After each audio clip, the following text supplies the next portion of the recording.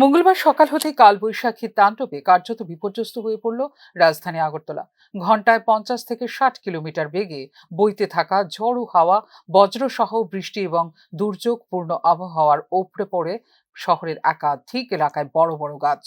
মুহূর্তের মধ্যে অবরুদ্ধ হয়ে যায় বহু গুরুত্বপূর্ণ রাস্তা, ব্যাহত হয় যান চলাচল, যেখানে চরম ভোগান্তিতে পড়েন সাধারণ মানুষ।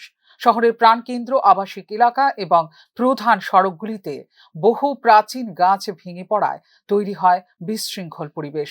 দুর্ভোগ চরমে ওঠে অফিসগামী মানুষ, স্কুল পড়ুয়া এবং জরুরি কাজে বের হওয়া নাগরিকদের।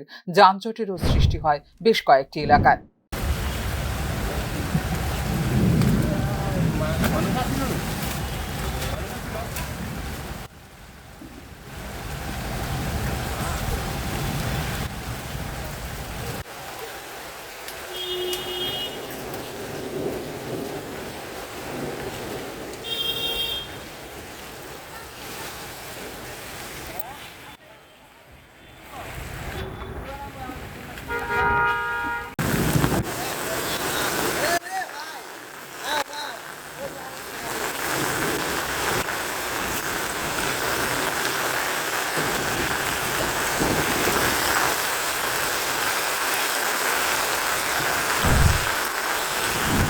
দমকা হাওয়ার তীব্রতায় কোথাও ডালপালা ছিঁড়ে পড়ে, কোথাও সম্পূর্ণ গাছ উপড়ে আছড়ে পড়ে রাস্তার উপর।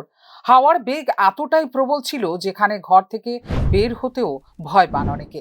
আগরতলা সাউজারাম বাইকটা বাড়িতেছি আমি লাইনে যাই না আমরা রেবট ওই বুকিং করছিলাম, বুকিং করতে করে এমনটা বৃষ্টি হয়েছে আইসা বলে এদিক থেকে বাইয়ার কুটোটা বেটে গেছে সামনে সাইড চলে যাবো দাঁড়িয়ে যাবো গা তেমন টাইম আইনা আমার কি আসলে বেড়া ও সাইড চলে গেছে এমন তুফান আছে, এই তুফানে এই গাছটা পড়ছে।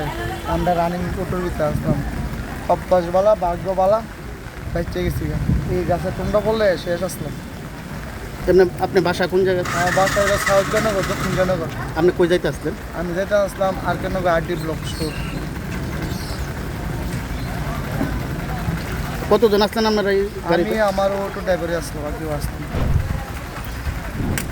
এদিকে আবহাওয়া দপ্তর খোয়াই ও পশ্চিম ত্রিপুরা জেলায় ঝড় বৃষ্টি এবং প্রবল দমকা হাওয়ার আশঙ্কায় জারি করেছে কমলা সতর্কতা। রাজ্যের বাকি জেলাগুলিতে জারি হয়েছে হলুদ সতর্কতা। আগামী কয়েক ঘন্টা আবহাওয়া খারাপ হতে পারে বলেও দেওয়া হয়েছে পূর্বাভাস। পরিস্থিতি মোকাবেলায় তৎপর রয়েছে প্রশাসন। প্রস্তুত রাখা হয়েছে বিপর্যয় মোকাবিলা বাহিনী, দমকল কর্মী এবং পুর নিগমের দলকে। যেখানে গাছে পড়ে রাস্তা বন্ধ হয়েছে সেখানে অপসারণের কাজ করা হচ্ছে দ্রুত। নিচু এলাকায় জল জমার আশঙ্কা থাকায় স্থানীয় প্রশাসনকে বিশেষ নজরদারি দেওয়া হয়েছে নির্দেশ। এদিকে কালবৈশাখীর এই তাণ্ডবে ফের একবার প্রশ্ন উঠছে শহরের পুরনো ও ঝুঁকিপূর্ণ গাছগুলোর রক্ষণাবেক্ষণ নিয়েও। ফিউরো রিপোর্ট, নিউজ নাও।